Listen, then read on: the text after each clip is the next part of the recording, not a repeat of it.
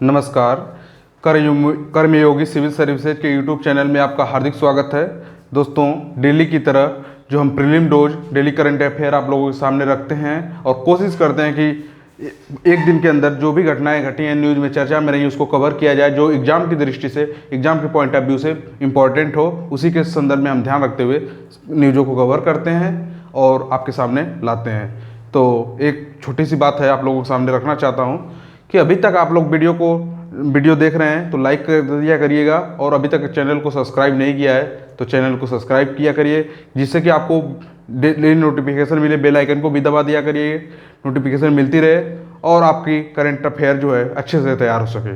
ठीक है, और अधिक से अधिक दोस्तों को लोगों को शेयर कीजिए, अधिक दोस्तों को शेयर कीजिए, अपने जानने वालों को शेयर कीजिए, ताकि लोगों को अधिक से अधिक लोगों को फायदा मिल सके। तो चलिए आज की प्रीलिम डोज का डेली करंट अफेयर स्टार्ट करते हैं। पहली न्यूज है अंतर्राष्ट्रीय क्रिकेट परिषद से, जो अंतर्राष्ट्रीय क्रिकेट परिषद जो है हॉल ऑफ फेम जो जारी करता है, हॉल ऑफ फेम जो जारी करता है उसमें 10 क्रिकेटरों को चुना गया है। 10 क्रिकेटरों को क्या कर दिया गया है, शामिल कर लिया गया है हॉल ऑफ फेम में। इन 10 क्रिकेटरों को शामिल करते ही इसमें टोटल क्रिकेटर जो शामिल हुए हैं उनकी संख्या कितनी हो गई है, टोटल क्रिकेटरों की संख्या कितनी हो गई है, 103 लोग जो है हॉल ऑफ फेम में शामिल हो जा चुके हैं। और हॉल ऑफ फेम का मतलब क्या होता है, कौन खिलाड़ी किसको शामिल किया जाता है, जो क्रिकेटर है किसको शामिल किया जाता है। तो जान जाइए कि क्रिकेट के इतिहास में जिन्होंने अभूतपूर्व योगदान दिया है, जो क्रिकेट के लिए, यानी मान सकते हैं कि क्रिकेट टेस्ट क्रिकेटों में अंतर्राष्ट्रीय रूप से या इतिहास के रूप में अभूतपूर्व योगदान दिया है, यानी पूरी तरीके से समर्पण क्रिकेट के रूप में किया है। ठीक है, तो इस बार कितने क्रिकेटर को शामिल किया गया अंतर्राष्ट्रीय मतलब विश्व के संदर्भ में, 10 क्रिकेटर को शामिल किया गया। टोटल क्रिकेटरों की संख्या कितनी हो गई हॉल ऑफ फेम में, 103 हो गई। प्रश्न ये बनता है, ठीक है, किस क्षेत्र में दिया जाता है ये भी पता चल गया, क्रिकेट के क्षेत्र में दिया जाता है जो इतिहास में अभूतपूर्व योगदान दिए। ठीक है, अब भारत की तरफ से किसको शामिल किया गया है, तो भारत की तरफ से विन मार्कंड को शामिल किया गया है। विन मार्कंड जो कि लेफ्ट आर्म स्पिनर हैं, लेफ्ट आर्म स्पिनर, यानी भारत की तरफ से एक खिलाड़ी को चुना गया है। ठीक है, और इनको शामिल करने से भारत में अभी तक 7 खिलाड़ियों को, मतलब 6 खिलाड़ियों को चुना गया था, और इन जैसे ही विन मार्कंड को इसमें शामिल कर दिया गया तो टोटल भारत के कितने खिलाड़ी हॉल ऑफ फेम में शामिल हो गए दोस्तों, 7 खिलाड़ी हॉल ऑफ फेम में शामिल हो गए। ये रही टोटल भारत की तरफ से कितने लोग शामिल हो चुके हैं हॉल ऑफ फेम में, अंतर्राष्ट्रीय क्रिकेट परिषद के हॉल ऑफ फेम में 7 खिलाड़ी, मतलब विन मार्कंड को लेते हुए 7 खिलाड़ी। इससे पहले 6 खिलाड़ी कौन कौन से थे, बिशन सिंह बेदी, कपिल देव, सुनील गावस्कर, अनिल कुंबले, राहुल द्रविड़, सचिन तेंदुलकर को भी हॉल ऑफ फेम में शामिल किया जा चुका है।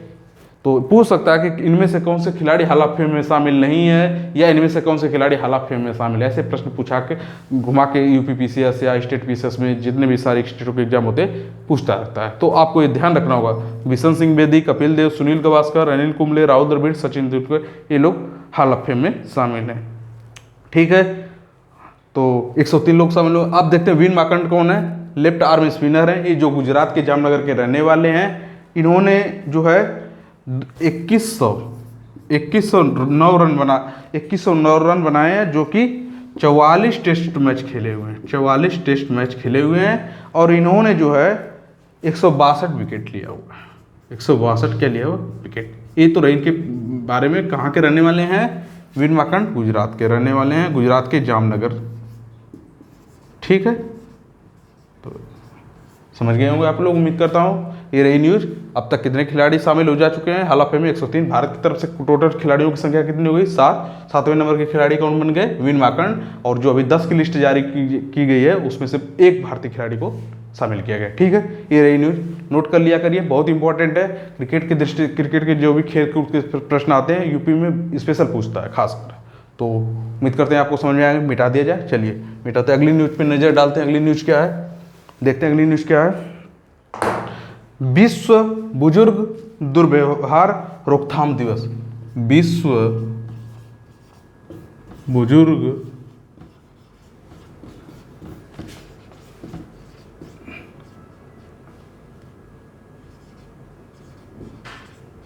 दुर्व्यवहार, विश्व बुजुर्ग दुर्व्यवहार रोकथाम दिवस, रोकथाम दिवस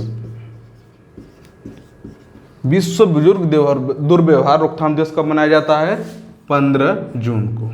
ठीक, और जैसा कि नाम से ही पता चल रहा है कि बुजुर्गों के लिए है, उनके साथ कोई गलत तरीके से पेश आना या उनके साथ दुर्व्यवहार करना या उनकी सहायता न करना या उनको घरों से निकाल देने के संदर्भ में उनको उस चीज़ पे रोकथाम लगाने के लिए, रोक लगाने के लिए विश्व बुजुर्ग दुर्व्यवहार रोकथाम दिवस मनाया जाता है। कब मनाया जाता है? 15 जून को। पूछा जाता है दिवस से रिलेटेड, वनडे एग्जाम में खासकर पूछा जाता है।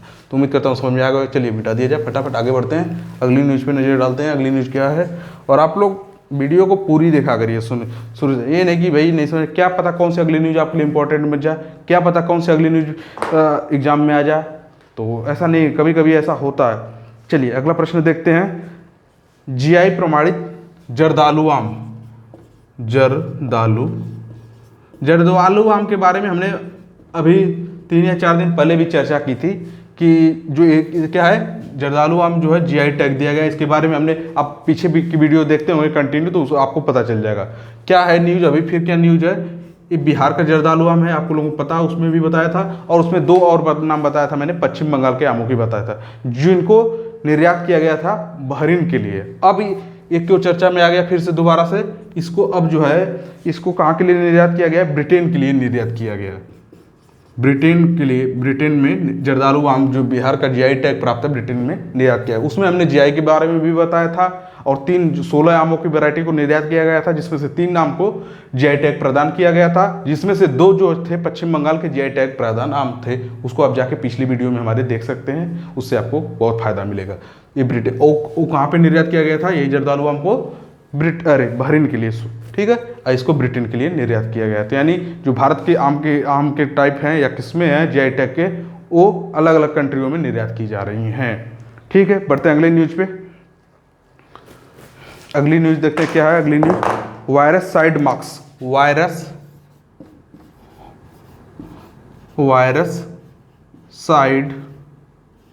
मास्क, नाम से ही पता चल रहा है, वायरस साइड मास्क। एक क्या है? एक तरह से मास्क है जिसको पुणे की कंपनी ने क्या किया है? विकसित किया है। पुणे की कंपनी ने बनाया है। तो पूछ देता है किसने बनाया है? पुणे की कंपनी ने बनाया है, जो स्टार्टअप कंपनी है। पुणे की क्या है? स्टार्टअप कंपनी ने इसको क्या किया है? बनाया है। और इस मास्क की क्या खास बात है? अभी देख रहे हो कोविड-19 के दौरान में अधिक से अधिक लोगों को क्या एडवाइस दी जा रही है कि आप मास्क का प्रयोग करिए, जितना हो सके कहीं भी निकलिए पब्लिक प्लेस में मास्क जरूर लगाइए। और हम भी कहते हैं 2 गज की दूरी बनाइए, और मास्क है जरूरी। तो मास्क वो भी N95 के बारे में सुनो, एक अच्छी क्वालिटी का मास्क होना चाहिए जिससे कोरोना के संक्रमण को रोका जा सके। तो ये जो इस मास्क की खास बात क्या है कि इस मास्क में सबसे बड़ी खास बात है कि जो संपर्क में जितने भी वायरल के जितने भी कण आएगा इस संपर्क में मास्क के, उसको क्या कर दिया करेगा? ये निष्क्रिय कर देगा। ये मास्क जो है वायरल कणों को क्या कर देगा? निष्क्रिय कर देगा। यानी इस मास्क की ये खास बात है। तो ये कितनी अच्छी बात है कि उसको निष्क्रिय कर देगा, यानी इसको खत्म कर देगा पूरी तरीके से। तो फिर कोरोना के संक्रमण होने का खतरा हमारे शरीर के अंदर बहुत ही कम होगा, यानी वो अंदर प्रवेश ही नहीं कर पाएगा। तो बहुत अच्छी बात है इस टाइप का मास्क। तो वायरस साइड मास्क किसने डेवलप किया? प्रश्न पूछा जा सकता है। पूरे स्टार्टअप ने विकसित किया है। ठीक है, तो उम्मीद करता हूँ समझ में आ गया होगा। चलिए अगली न्यूज़ को देखते हैं, फटाफट मिटा दिया जाए, मिटा देते हैं। ठीक है, आगे बढ़ते हैं। अगली न्यूज़ क्या है? हाँ, अगली न्यूज़ है संचारी विजय। अगली न्यूज़ क्या है? संचारी विजय। इनका निधन हो गया है। ये मात्र 38 वर्ष के थे। तो प्रश्न पूछा जाता है कि संचारी विजय जी किस क्षेत्र से जुड़े हुए हैं? ये जो हैं दोस्तों प्रसिद्ध कन्नड़ अभिनेता हैं। संचारी विजय थे प्रसिद्ध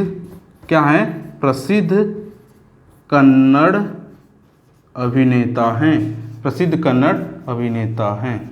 ठीक है, और इनका एक सड़क दुर्घटना में क्या हुई है? मृत्यु हो गई है। ठीक है, और मृत्यु हो गई है। और एक क्या है? कन्नड़ अभिनेता है। मामूली सी बात है कि बहुत कम उम्र में मृत्यु हो गई, और कन्नड़ के क्या अभिनेता है, इसलिए प्रश्न आने की संभावना बहुत ज़्यादा है। चलिए मिटा दिया जाए, फटाफट आप लोग नोट करते रहिएगा। वीडियो को लाइक किया करिए, सब्सक्राइब किए, चैनल को सब्सक्राइब कीजिए, और अधिक से अधिक लोगों को शेयर किएगा। चलिए एक अगली न्यूज़ को लेते हैं।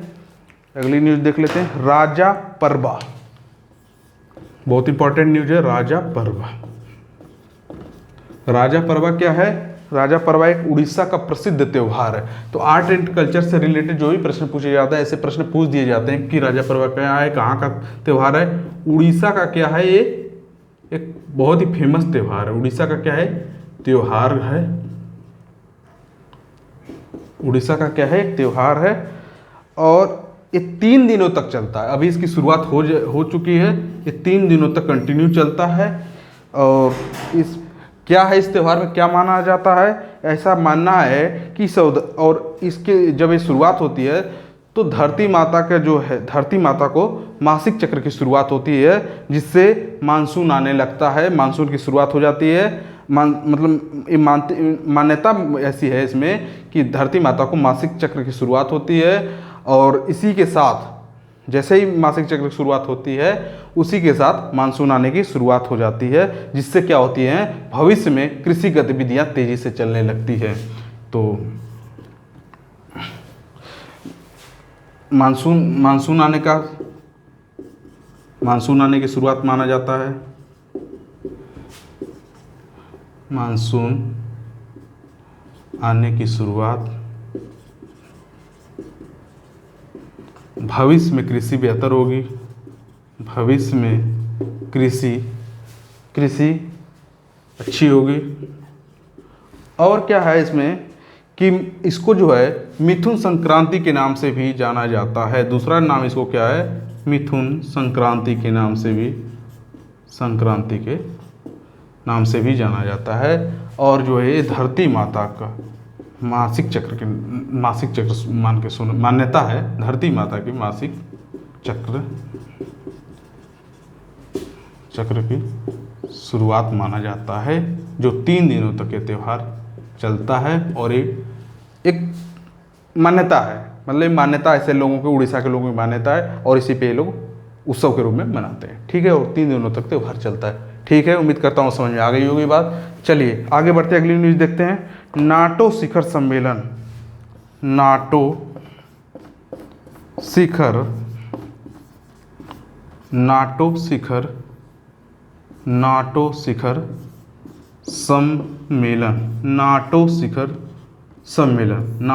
सम्मेलन अभी नाटो शिखर सम्मेलन हुआ है। ये कहाँ पे हुआ है? Brussels, Belgium.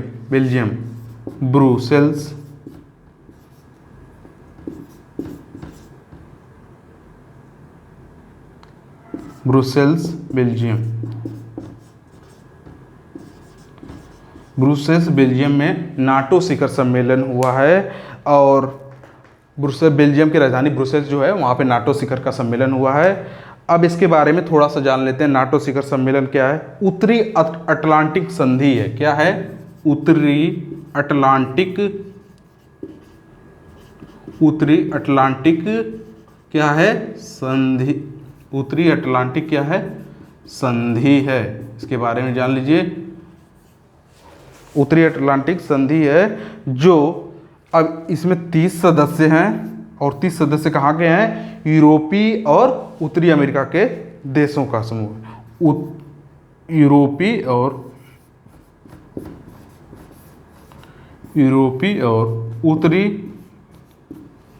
उत्तरी अमेरिका के देशों का एक अंतर सरकारी संगठन है। का अंतर सरकारी सैन्य संगठबंधन, अंतर सरकारी सैन्य गठबंधन है। अंतर सरकारी क्या है? ये सैन्य गठबंधन है।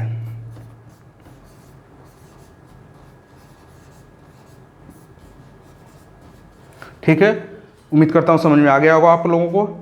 अच्छा, इसका उद्देश्य क्या है? उद्देश्य क्या है? मेन उद्देश्य जान लेते हैं। इसका उद्देश्य क्या है? इससे क्या है? टेक्नोलॉजी को बढ़ावा देना, बढ़ावा देना, जलवायु परिवर्तन को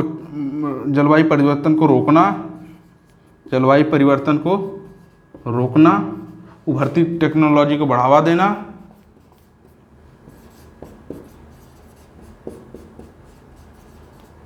प्रौद्योगिकी को बढ़ावा देना। और क्या है?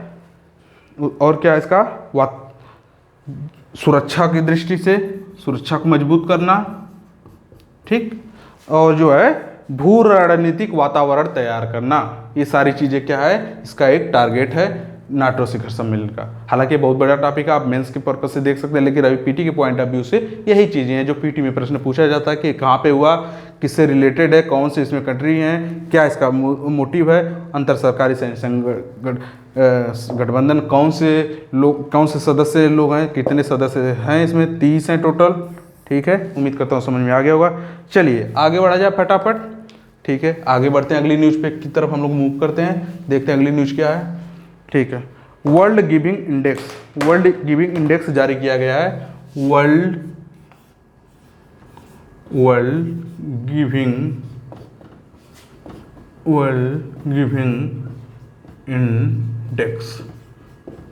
गिविंग इंडेक्स कौन जारी करता है? World Giving Index Charities Aid foundation.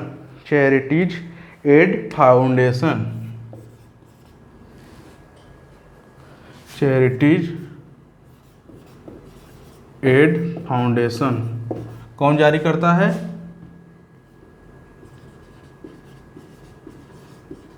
ये रिपोर्ट वर्ल्ड गिविंग इंडेक्स कौन जारी करता है? Charities Aid Foundation. तो पहली बात तो पूछ देता है कि इस रिपोर्ट को कौन जारी करता है, खास कर पूछा जाता है, यहाँ तक कि यूपीएससी भी पूछता है कि इस वर्ल्ड इकोनॉमिक फोरम कौन सी रिपोर्ट जारी करता है, सारी, या यूएनडीपी कौन सी रिपोर्ट जारी करता है, ये सारी चीज़ों को पूछ देता है कि कौन सी संस्था जारी करती है। तो वर्ल्ड गिविंग इंडेक्स कौन जारी करता है, चलिए इसके बारे में जान लेते हैं।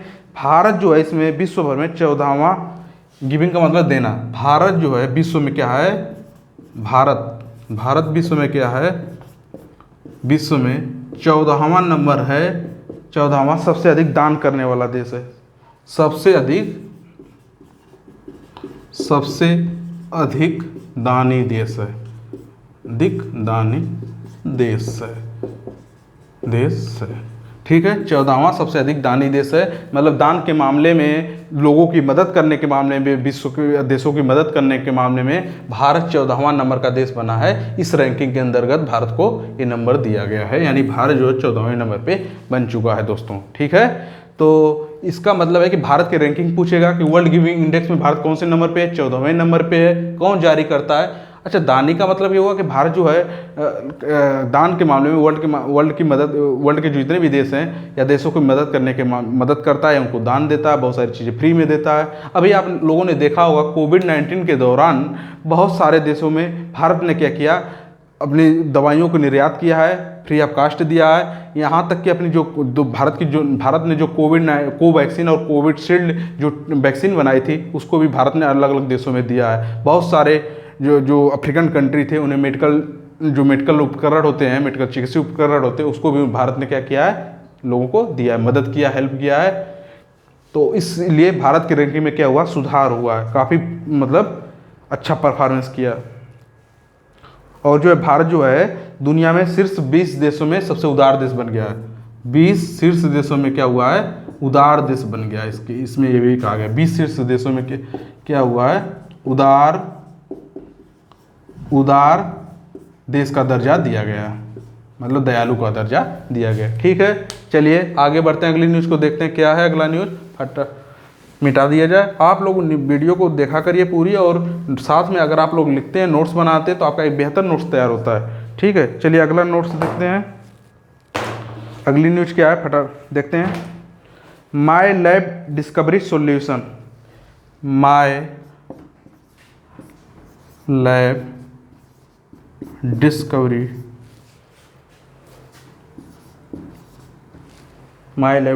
सॉल्यूशन।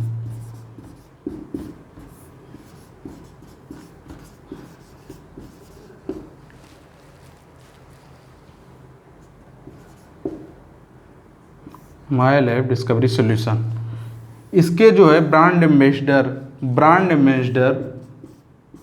पूछ देता है। ब्रांड एम्बेसडर प्रश्न डायरेक्ट पूछा जाता है, जैसे निर्मल भारत के अभियान के प्रश्न पूछा गया था यूपीपीएससी वगैरह में, या अलग अलग एम्बेसडर को पूछ दिया जाता है कि इसके ब्रांड एम्बेसडर कौन है, स्वच्छ भारत अभियान के ब्रांड एम्बेसडर कौन है, या ऐसे जितने भी गवर्नमेंट की स्कीमें होती है खासकर पूछ देता है। तो माई लैब डिस्कवरी सॉल्यूशन के ब्रांड एम्बेसडर जो अक्षय कुमार अभिनेता हैं, उनको बनाया गया है। जो अक्षय कुमार अभिनेता हैं उनको किसका ब्रांड एम्बेसडर बनाया गया बच्चों? माई लैब डिस्कवरी सॉल्यूशन का। ठीक है, उम्मीद करता हूँ समझ में आ गया होगा। चलिए मिटा दिया जाए ऊपर की। अगली न्यूज़ देखते हैं। अगली न्यूज़ क्या है आज की? लकड़ी से एक उपग्रह बनाया गया। लकड़ी का एक उपग्रह बनाया गया। लकड़ी का उपग्रह लकड़ी का एक उपग्रह बनाया जा रहा है। वो किसके द्वारा बनाया जा रहा है? और ये जो लकड़ी का उपग्रह बनाया गया, पहला लकड़ी का उपग्रह होगा। अभी तक लकड़ी का उपग्रह नहीं बनाया। ठीक है, तो पहला लकड़ी का उपग्रह बनाया जा रहा है। कौन बना रहा है? न्यूजीलैंड। बहुत बड़ी बात है। कौन बना रहा है? न्यूजीलैंड बना रहा है लकड़ी का। और ये जो है 2021 के अंत तक बनके तैयार हो जाएगा। कब तक बन जाएगा? न्यूजीलैंड के द्वारा 2021 तक इसको बनके लॉन्च कर दिया जाएगा। अंत तक इसको क्या कर दिया जाएगा? लॉन्च कर दिया जाएगा। ठीक है, तो लकड़ी का उपग्रह कौन बना रहा है? पहला न्यूजीलैंड। ठीक है, और 2021 के अंत तक उम्मीद है कि इसको लॉन्च कर दिया जाएगा। ऐसी न्यूजीलैंड ने ऐसी बात कही है। और ये जो है लकड़ी का उपग्रह होगा। ठीक है, आज की न्यूज़ जो है इतना ही है।